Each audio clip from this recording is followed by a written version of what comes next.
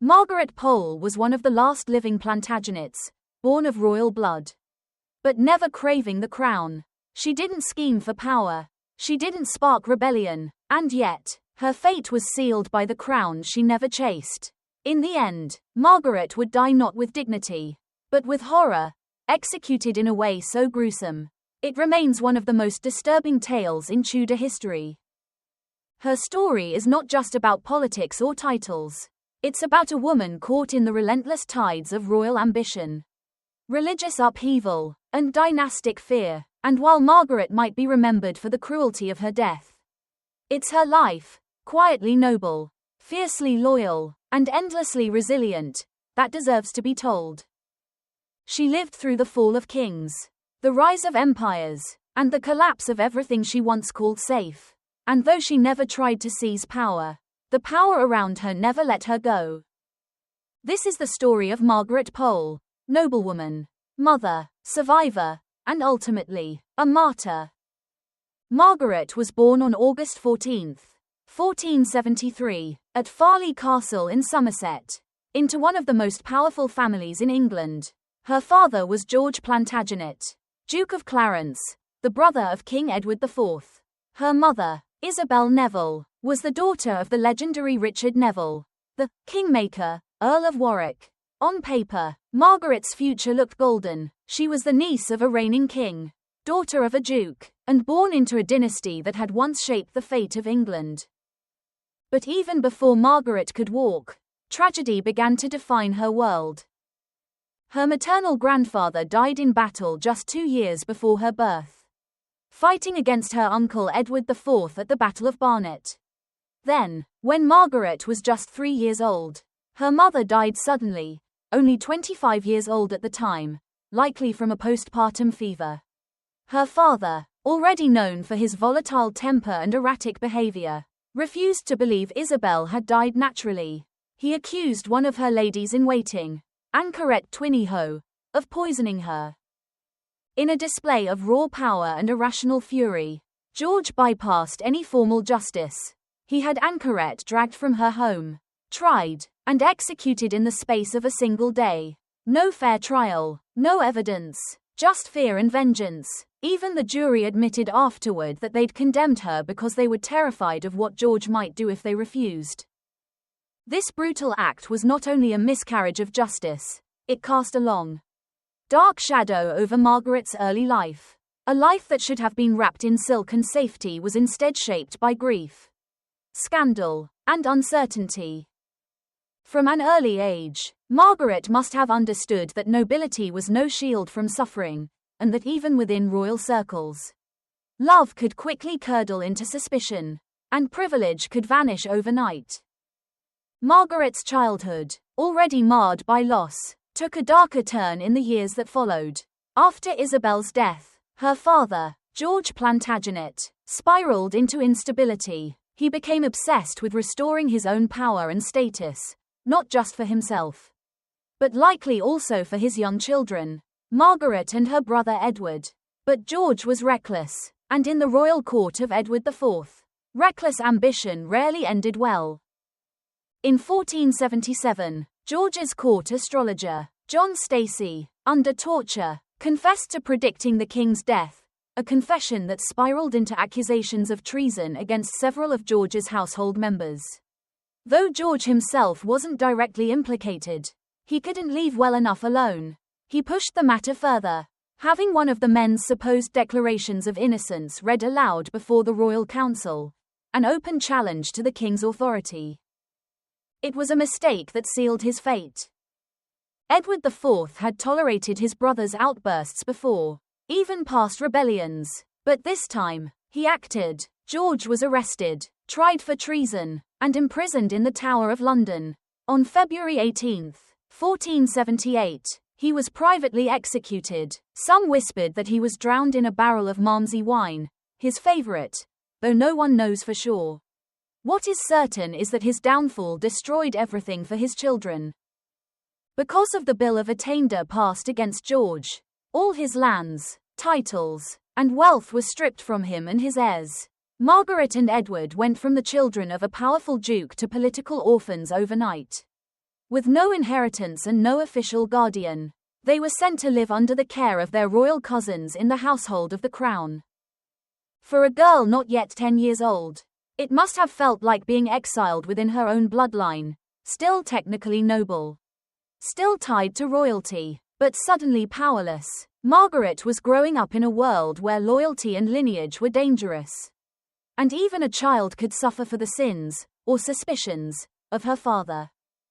In 1483, when Margaret was just 10 years old, the world around her shifted again, this time with terrifying uncertainty.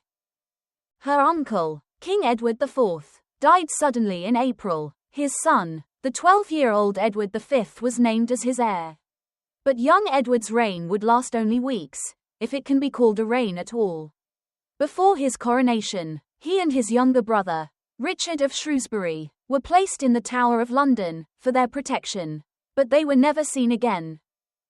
Their disappearance remains one of England's darkest mysteries. Were they murdered, hidden, rescued? Centuries later, no one truly knows. What is certain is that their uncle, Richard, Duke of Gloucester, declared the boys illegitimate and took the crown for himself, becoming King Richard III.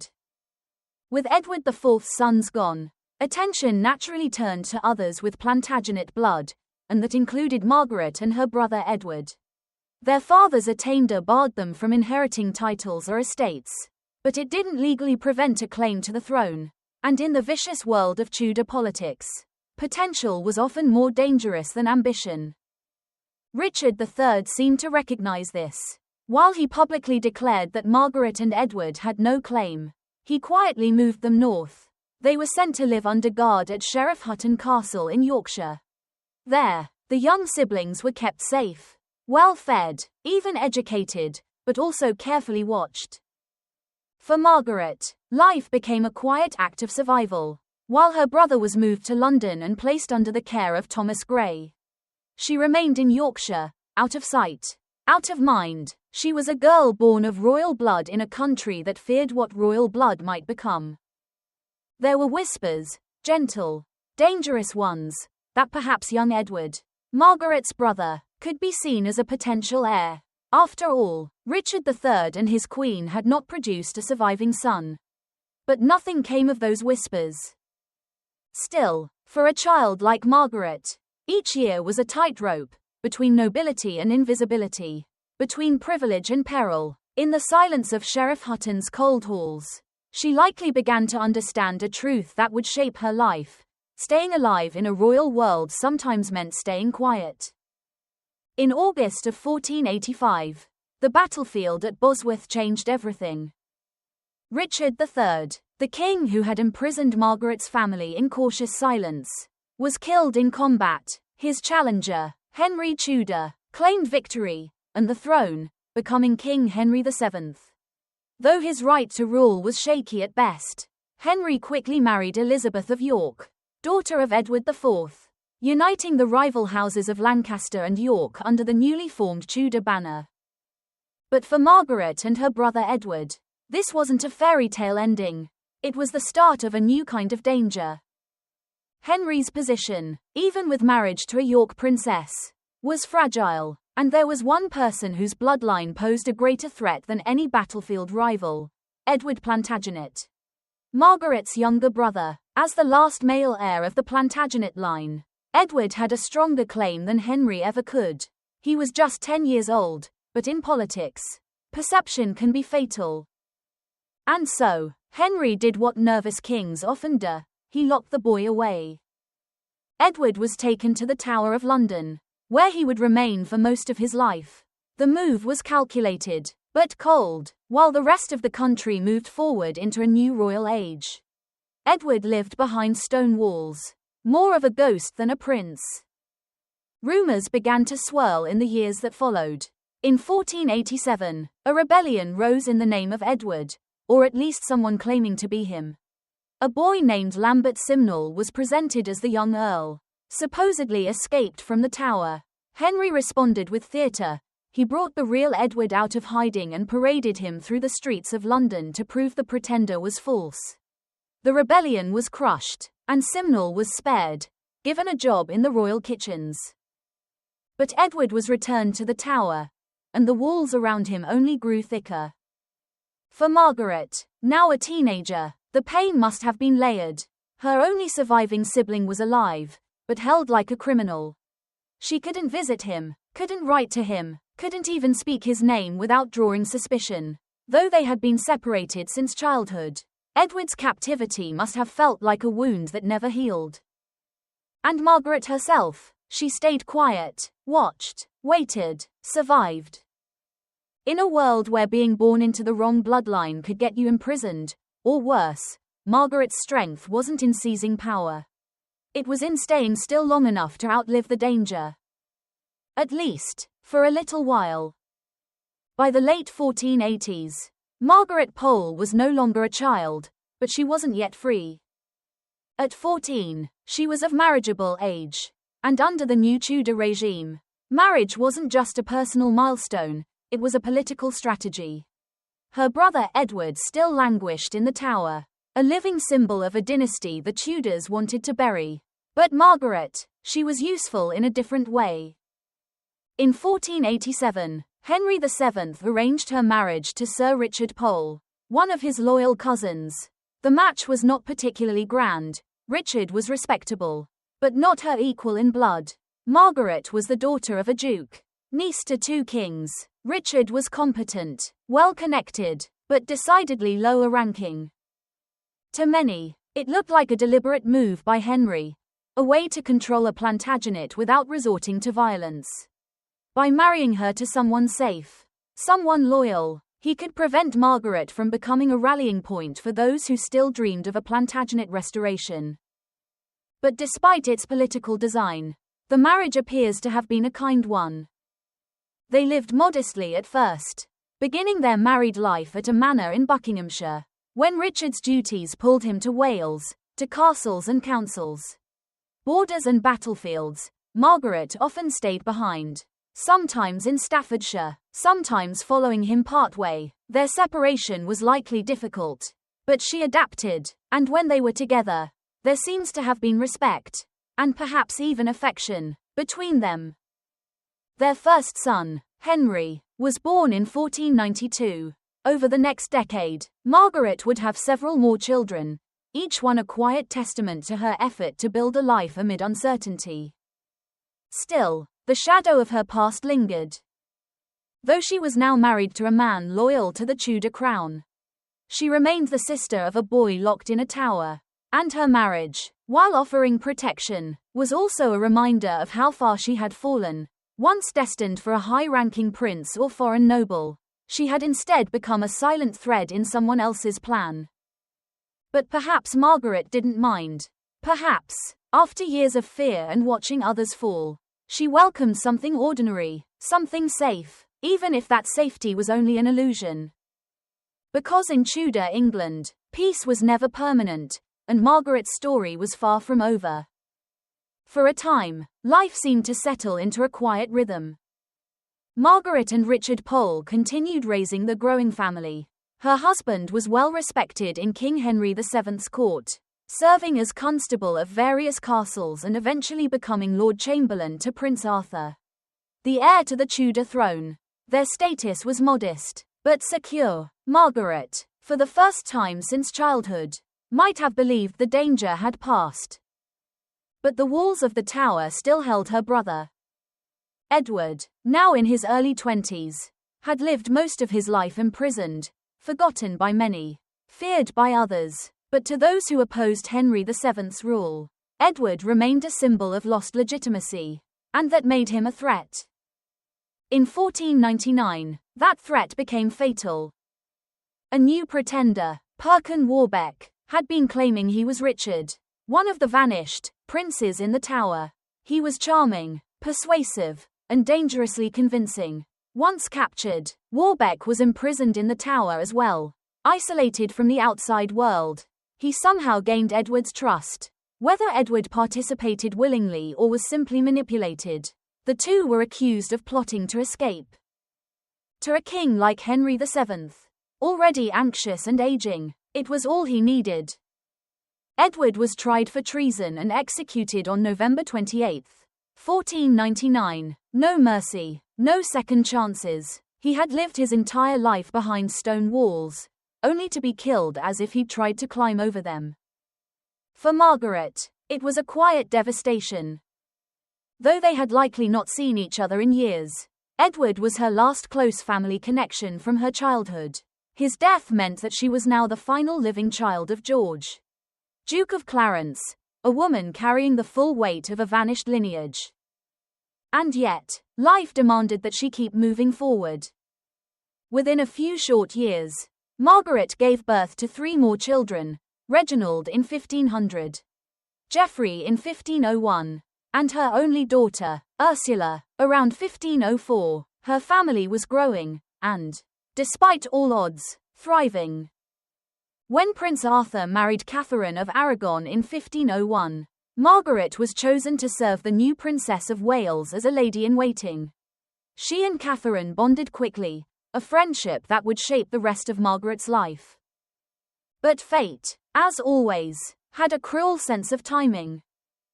In 1502, Arthur died suddenly. Barely a teenager, Catherine's household was dissolved, and not long after, Margaret suffered her own devastating blow.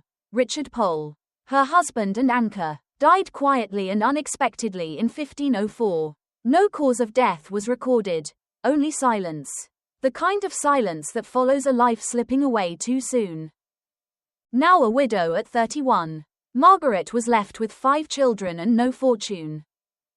The illusion of safety was gone.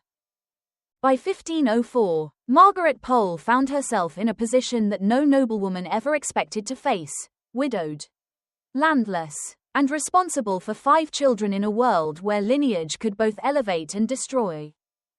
Her husband, Sir Richard Pole, had passed without warning, likely taken by a swift illness, common and merciless in Tudor England. No dramatic end, no royal funeral, just absence, and with his death, any financial protection Margaret had disappeared with him. Though she received a modest loan from the king to pay for Richard's burial, and a small grant afterward, it was barely enough to live on. Let alone raise 5 children of noble blood. Her inheritance, her lands, her dowry, all had long ago been lost in the political wreckage of her father's downfall. Margaret was now a noblewoman in name only, caught between 2 worlds, too royal to be forgotten, too vulnerable to be safe. And so, she made an impossible choice. Her son Reginald, just 4 years old at the time, was given to the church. It was not uncommon for noble families to dedicate a younger son to religious life, especially when there were multiple boys to provide for. But for Margaret, it wasn't simply tradition, it was survival. By entrusting Reginald to an ecclesiastical future, she lifted the financial burden of raising him. The church would feed him, educate him, clothe him. But it would also take him. As a mother, the decision must have cut deeper than words can tell. She was not sending her son away for adventure or ambition, she was doing it because she had no choice. In a time when women had little power and widows even less, Margaret did what she could to protect the children she could afford to keep. Years later, Reginald would remember this moment with bitterness. Though he rose to prominence in the church, even becoming a cardinal, he never forgot, or forgave, that his mother had chosen to keep his siblings and not him. In a rare moment of anger, he would later accuse her of abandoning him while she provided for the rest. But history reminds us of the truth, that love sometimes looks like letting go. And that mothers in Margaret's world often bore the blame for sacrifices forced upon them by others. With no income and no home of her own, Margaret turned to the church for shelter as well. She and her remaining children became guests at Sion Abbey, where the nuns took them in. It was a quiet place, humble, sacred, and perhaps for the first time in years, safe. Yet even in this refuge, Margaret must have felt the echo of what had been lost, not just her title, her fortune, or even her marriage, but the simple dream of raising her children together, under one roof, with a future of her own choosing. And still, she endured. In a world where status could be stripped overnight, Margaret Pole's quiet resilience was beginning to show its strength. By 1509, a shift in power once again changed her fortunes. Henry VII was dead. His son, the young and charismatic Henry VIII, ascended the throne, and in one of his first major acts as king, he married his brother's widow, Margaret's beloved friend, Catherine of Aragon. With Catherine now queen, Margaret was summoned back to court. It must have felt surreal. After years of uncertainty, of living as a guest in a nunnery, Margaret was suddenly walking once again among courtiers and nobility. But this time, she did so not as a fragile widow, nor as the sister of a forgotten prisoner. She walked as a woman with purpose and powerful connections. Catherine appointed Margaret as a lady-in-waiting, and the two women quickly rekindled their friendship. The bond they shared, rooted in grief and womanhood as much as royalty, was genuine. In a court defined by politics and suspicion, theirs was a rare alliance of trust. And then, in 1512, came a long-awaited miracle. Parliament restored Margaret to her rightful title as Countess of Salisbury in her own right. Sua jure, by her own claim, not through a husband or father. It was an extraordinary event. Few women in Tudor England held peerage titles independently. Fewer still were able to reclaim one lost through attainder. It was more than just a title. It was the Crown's silent admission that the execution of her brother Edward had been unjust. But it wasn't handed to her freely. Margaret had to pay 5,000 marks, an enormous sum, but even that came with more generous terms than her male peers were ever offered. Perhaps even Henry VIII recognized the quiet dignity she had maintained. Or perhaps it was Catherine's influence behind the scenes. Either way, Margaret was back, and this time, she wasn't just surviving, she was rising. She proved to be a shrewd and capable noblewoman. She managed her vast estates with skill and strategy, becoming one of the 5 wealthiest peers of her generation by 1538. Her household was respected, her finances well organized, and her staff, many of them women, trusted and loyal. In court, she was admired not just for her royal blood, but for her intellect, her piety, and her loyalty. In a world ruled by ambition, Margaret stood out for something far rarer: grace under pressure. She had spent decades learning how to move carefully through the sharp corridors of power. Now, with her title restored and her family rising, it seemed that Margaret had finally found her place. But in Tudor England, peace never stayed for long. For a while, Margaret Pole lived a rare kind of life at court, respected, restored, and trusted. But the Tudor court was never built for stability, and as Margaret's fortune rose, her closest friends' world began to fall apart. By the 1520s, Queen Catherine was struggling. After years of marriage, she and Henry VIII still had no living male heir. Their daughter, Mary, was bright, poised, and beloved, but not enough. Henry, desperate for a son and growing restless, turned his attention elsewhere, toward a young woman named Anne Boleyn. And suddenly, loyalty became a dangerous thing. Margaret had long been one of Catherine's closest confidants. When others began to distance themselves, Margaret stood firm. She remained by the Queen's side, not just out of duty, but love. The two women had weathered years of loss together. Margaret had held Catherine's hand through Arthur's death, served her when she became queen, and helped raise her daughter. When the king demanded the annulment of his marriage to Catherine, Margaret quietly took a side. She believed in the sanctity of marriage. She believed in Catherine's virtue. And she believed Mary, bright, devout, and the child of a true marriage, was England's rightful princess. Henry did not take kindly to dissent. In 1531, Catherine was banished from court. 2 years later, the king's marriage to her was declared null, and Anne Boleyn was crowned queen. Mary was stripped of her title and declared illegitimate. Her household was dissolved, and Margaret, Mary's most trusted maternal figure, was forbidden from seeing her. When Henry ordered Mary's jewels and royal belongings to be returned, Margaret refused. She begged to stay with the girl, to serve her without pay, at her own expense. She asked only for permission to care for Mary as a mother would. Henry denied her, coldly. Even as foreign ambassadors urged him to reconsider, he scoffed, calling Margaret a foolish woman with no experience. But Margaret was no fool. She was simply a mother, one who had already lost her own daughter to the church, her brother to the axe, her husband to fate. She wasn't about to abandon the girl who called her friend, and perhaps in her heart, something closer to daughter. To stand with Mary meant standing against the tide. But Margaret had never been the kind to chase power. She cared about people, quietly, fiercely, and with a steadiness that even kings found unnerving. Her loyalty was unwavering, but in Henry's England, that kind of loyalty could be fatal.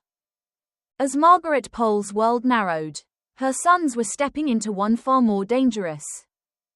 Her second son, Reginald, once given to the church out of necessity, had grown into a brilliant scholar, a man of deep thought and uncompromising faith. He had studied abroad, away from Henry VIII's tightening grip, and like his mother, remained devoted to Catholicism. But unlike Margaret, Reginald refused to stay quiet. In 1531, he warned against the king's break from Rome. When Henry defied the Pope, declared himself supreme head of the Church of England, and took Anne Boleyn as his wife, Reginald condemned the actions publicly. His words weren't soft opinions. They were weapons, pamphlets, essays, letters to European leaders, urging resistance, even dethronement. By 1536, Reginald had severed all ties with the English court. That same year, Anne Boleyn was executed, and Henry's paranoia grew sharper. To him, Reginald wasn't just a critic. He was a Plantagenet, a potential figurehead, a son of a woman whose bloodline stretched back to kings. Whispers turned into accusations. In 1537, the Pope named Reginald a cardinal, even though he wasn't yet ordained, a powerful statement of support. He was then placed in charge of organizing a Catholic uprising in England, known as the Pilgrimage of Grace. The rebellion ultimately failed, but its mere existence terrified Henry. And now Margaret, Reginald's mother, was once again seen not as a loyal subject, but as the mother of a traitor. Back in England, another of her sons, Geoffrey, was arrested. Under interrogation, he cracked. He admitted to correspondence with Reginald and claimed that their eldest brother, Henry Lord Montague, had known about it. It was enough. Montague was arrested, so was Margaret. She was taken to the Tower of London in 1538, over 60 years old. A grandmother, a devout Catholic who had spent most of her life simply trying to survive.